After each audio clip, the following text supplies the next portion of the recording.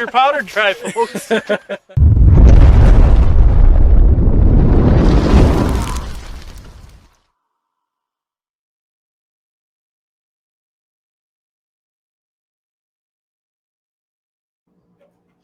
Well, good evening, everybody. How we doing tonight? Good. Good. How you guys doing? Vance is alive. He's back. Glad to have you back. The China virus did not kill me. Wait, I tell you right now, get ready. Bird flu's coming. I'm sure we're going to see all kinds of stuff in the next 6 months. Don't kiss no birds. Oh, yeah. So, hey, good evening, everybody that's tuning in. Everyone's still coming on board here, watching that number tick up, so that's nice to see. Welcome to our Rumble people over there. Hey, Eric, good to see you. I also see Brian's on again. He says, good evening, fellow MVs. And yes, same here. We're glad to have you along. Hey, look at Twitch. Twitch has one over there. How about that, huh? Krampus Brenner, good evening. And Waylon, good to have you on as well. And I heard Chris Brownell was on last night, so pretty happy to see Chris joined us. But before we get going, we need to start the show out like we do every single time. A well-regulated militia being necessary to the security of a free state, the right of the people to keep and bear arms shall not be infringed. Our Second Amendment of the United States. And in the state that I've been of the union that I've been seeing, we're seeing every single right being eroded. And there's one thing keeping them from taking over completely, and that is the Second Amendment, right? That's right.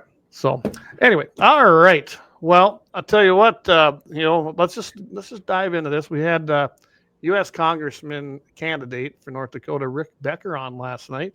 I was going great till I got axed, and I found out that Starlink decided to do a huge update to their system, and everybody lost service, and I had nothing here. So thank you, Mike, for jumping in there with Jamie.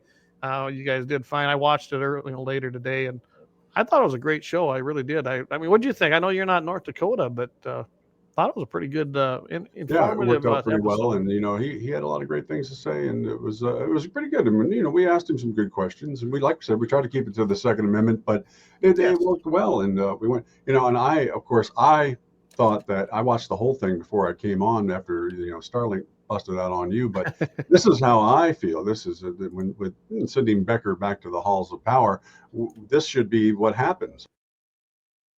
You have failed me for the last time. Yeah. So there we go. I think he did good. So yeah, that's great. Yeah, I always find the gimmicky stuff. There we go. Maybe you got too much time on your hands. Yeah, I got something. I don't know. I don't sleep enough or something like that. But yeah, it was a good show last night. It was some good answers. We had some people that were asking some questions that were a little out there, but that's going to happen. And and we were trying to stick to the Second Amendment. We do go off a little bit on some stuff. Some guys tried to go off on some climate change stuff. Other guys went off on some conspiracy theories. But hey, I mean, if you don't have one conspiracy theory in your life, I mean, you're probably living a boring life. So, Yeah. What are you doing with your time if you're not reading conspiracy theories? I mean, I don't believe most of them, but there's probably one or two that's still stuck in my head. I mean, I've got a few things. Yeah, well, I got to get new ones. All mine came true, so I don't know what to do. Now I know what to get you for Christmas. A brand new conspiracy. There we go. Oh, hey, DJ's back. Hey, Doug, I haven't seen you on. Great to have you back. I know you've been busy, as everybody. Guys, I literally basically got in, about 10 minutes before the show. Mm-hmm. Yep. So we had a busy day around here, too. And, of course, Danelle, she purchased a new hay burner, or pasture ornament, or as some people call them, horses. So now we have one of those again. Mine says Yamaha, so my horse is good to go. I got a green one and a red one. My wife is trying to get some friends of hers that have a little ranch south of Mitchell that trying to get. Wait a second. A ranch or an acreage? They have acreage. It's not really a ranch, not like yours, but no, they're trying to get them donkeys. So Donkey Dan and something else that she named them. She's already named them. They haven't got them yet, but. Isn't it just really good? To me, the Democrat Party, the Democratic Communist Party, chose a donkey, an ass as their icon. I mean, I thought it was fitting. They've always had that as their symbol. Why aren't we a lion? I don't understand that one. Why aren't we a lion? I mean, MAGA, where I guess MAGA is the lion. I've seen that taken hold, but yeah. Anyway, get back to Rick Becker. Yep. Rick, I know Rick very well.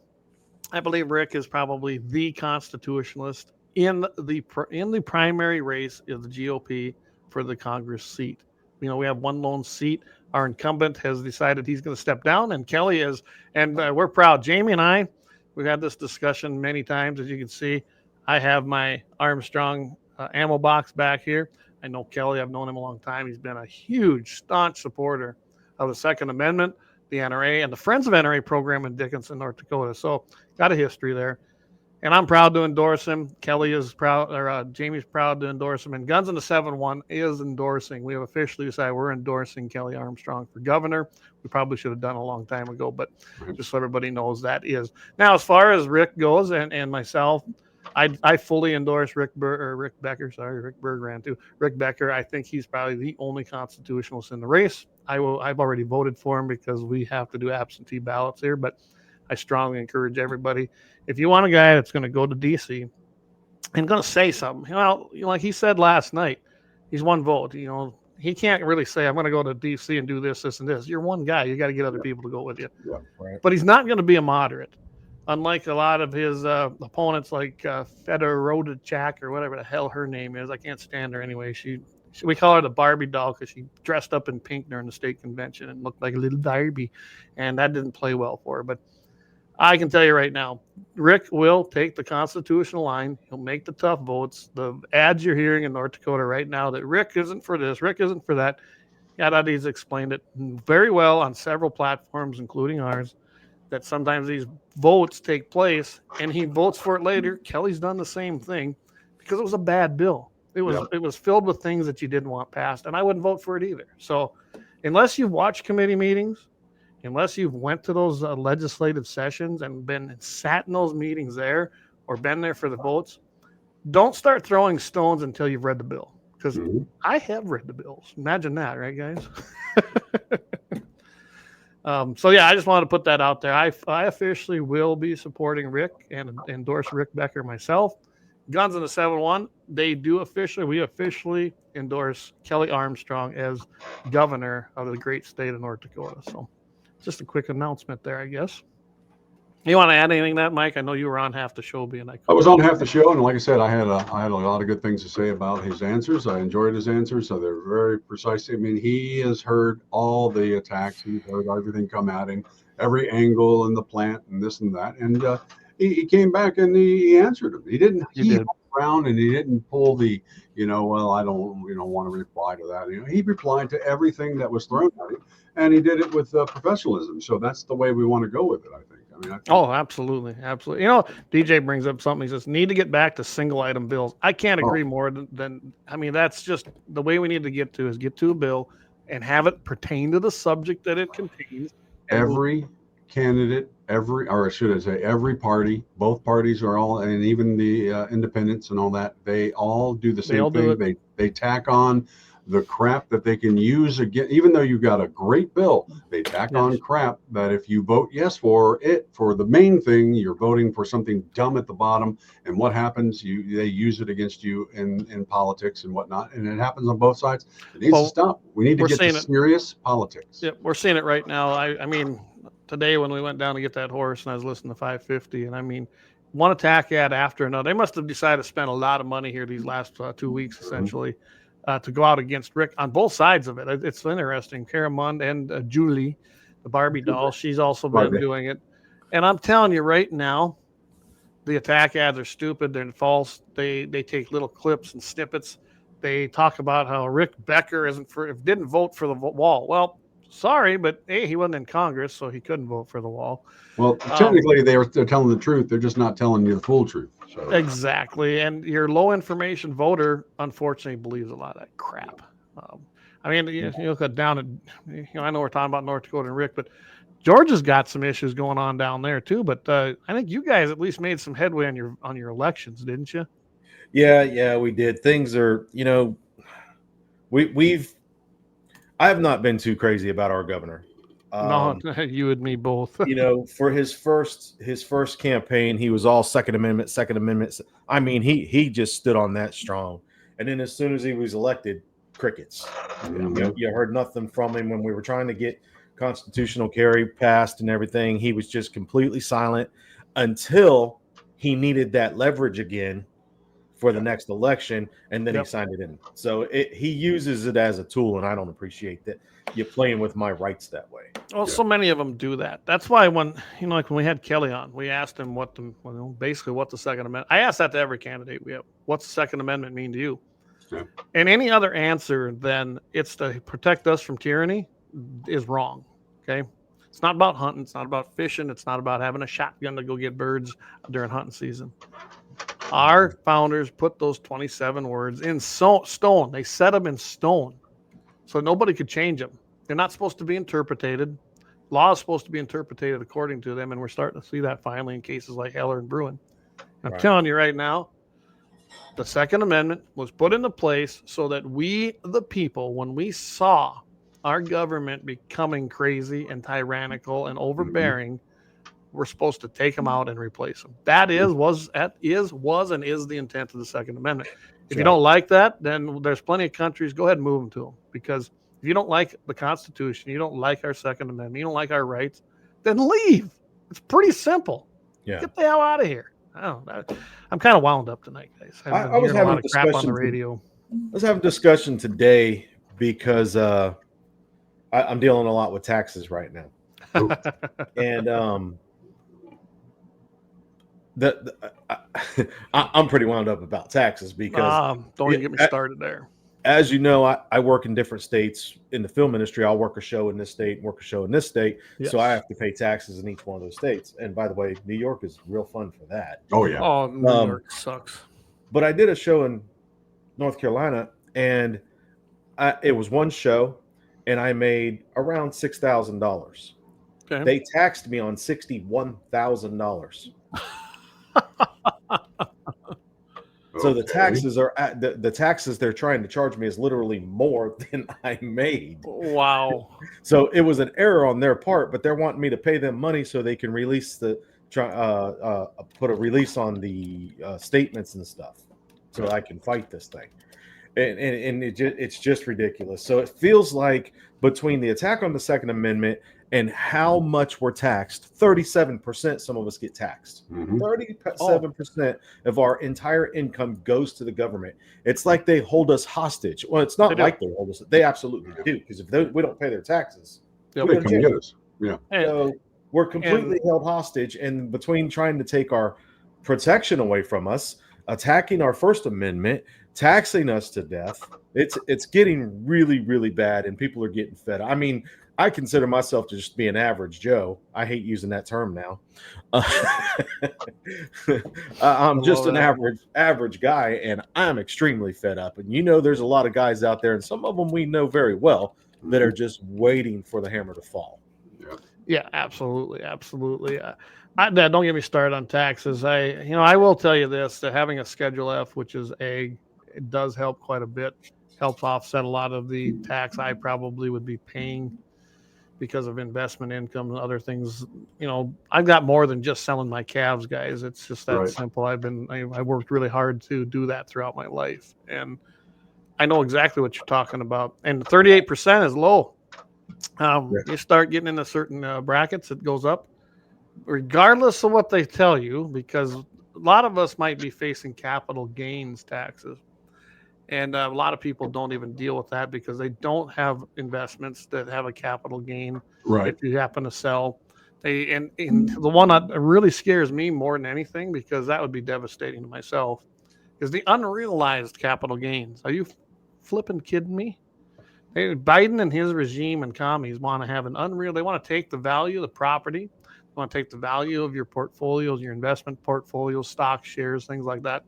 See where you purchased them. See what they're now worth, and then figure that capital gain as if you sold it and then tax you on that. It's like, no, I ain't doing it. I will freaking burn this place to the ground before I give it to the government. And then they'll take the land.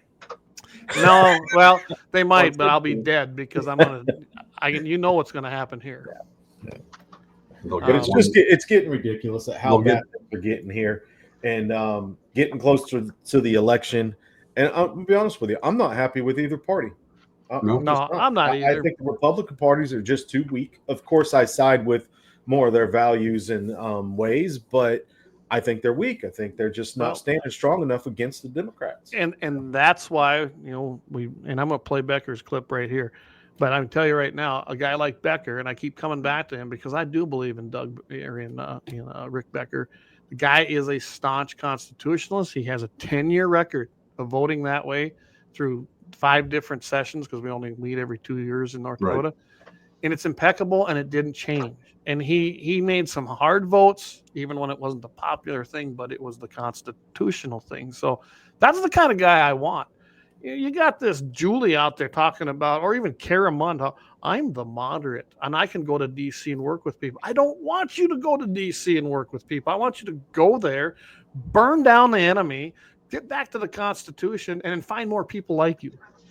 Stop And going to Washington and coming back and saying, "Hey, look at all this pork I brought back for us That's here." the And all biggest that. problem. Well, you know what? For every dollar that you got from the government to bring back to our state, we had to give up something for it.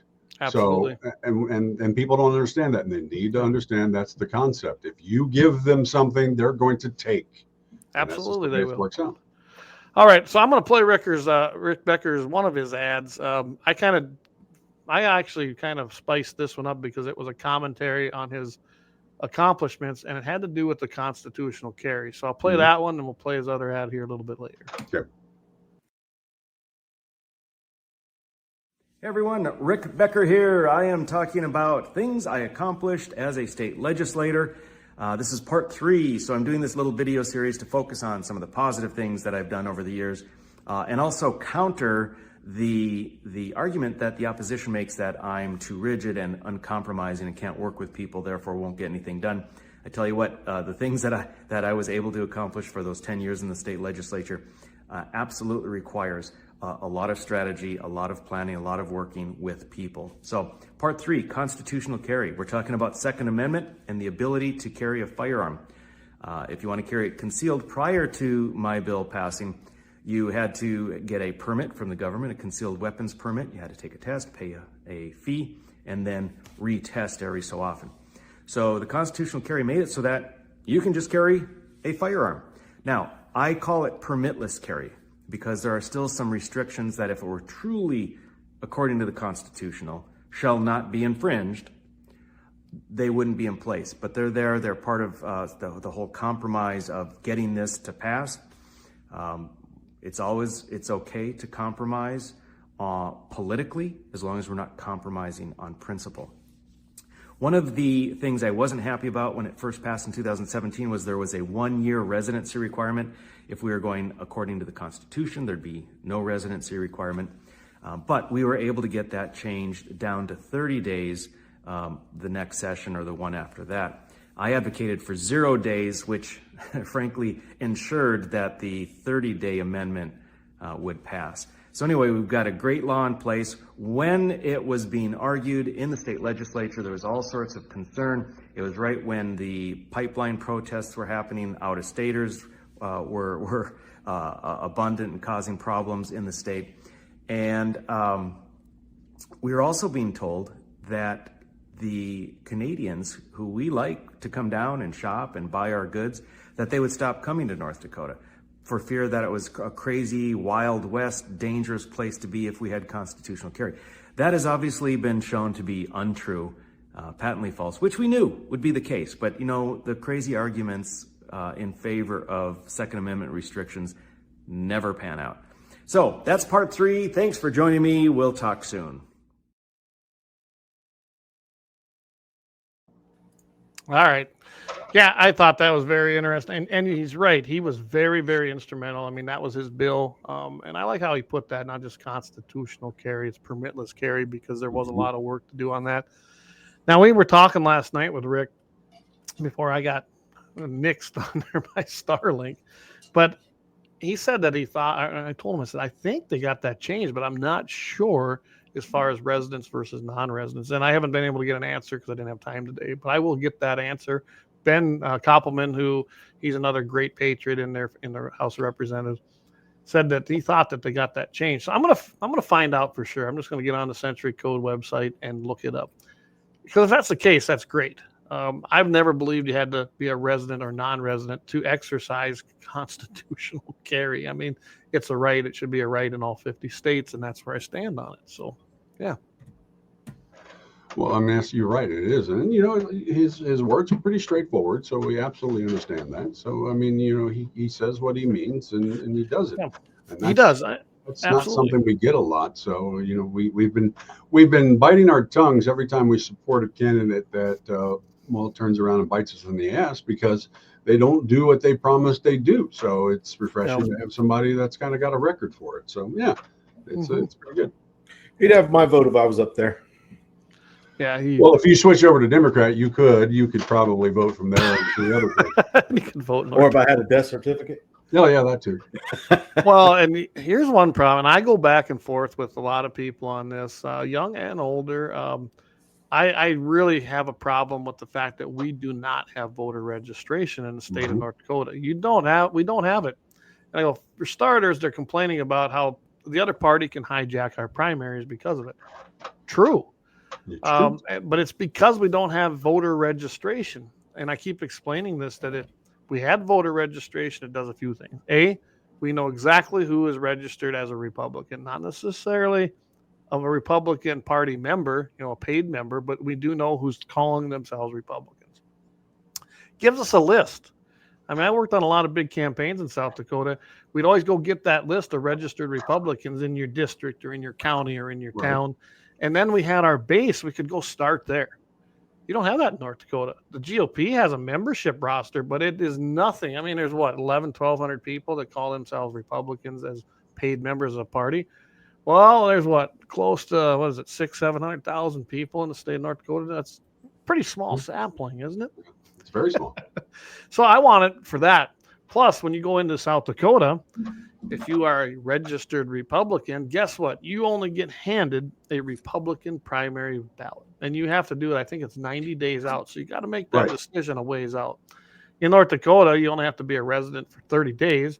And all you have to do to prove that is have a North Dakota driver's license or a photo ID, a government ID, and essentially a valid address. And you got to take in a couple forms of that to prove. And that's it. Boom. You love this. That you can still put I believe your X. I know on the absentee ballots, you can make your sign, X, and then have somebody attest that you're a resident. Are you kidding? Matthew Simon. Yep. You're right. He says you can't have an open primary and no voter registration, just the same as you can't have an open borders in a welfare state. Absolutely, Matthew. And I know you and I thought we were on opposite sides at one time, but then we talked about it, and we are on the right side. What is that noise? Anyway, he's absolutely right. You cannot just have an open primary with no voter registration, because I can go into right now in North Dakota. If we wanted to screw up the Democrat side, which we don't have a big standing of them anyway, because most of them switched to Republican Party, right, and are rhinos. But you can go in there and you get your ballot in the primary. You have the Republican, you have the Democrat, and then there might be an independent or whatever other party there might be. Now you have to vote. You can't vote cross-party, but you have to vote in one of the parties that's on the ballot. Right. So you could get a bunch of Democrats going there. Hey, we don't want Becker in there.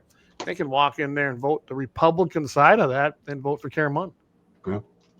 And that's stupid. So you're right. You can't have it both ways, Matt. I absolutely agree. And hopefully we can get that changed at some point, I hope. Hey guys, over on Rumble, good to see you over there.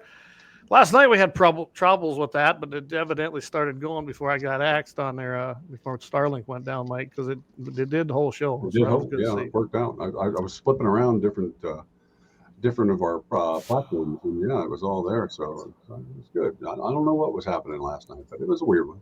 I'm not going to hammer this too much more, so I just wanted to encourage everybody to get out there June 11th. If you haven't voted already, June 11th, I encourage everybody to vote in person. I think that's how it should be. And we're going to work on something in 2025 to get our polling areas open again, so that there isn't just one required to be open in each district. So that's a bunch of crap. But anyway, I think we should let the rhinos have the, like we said earlier, have the elephant as their symbol, and we should do something different.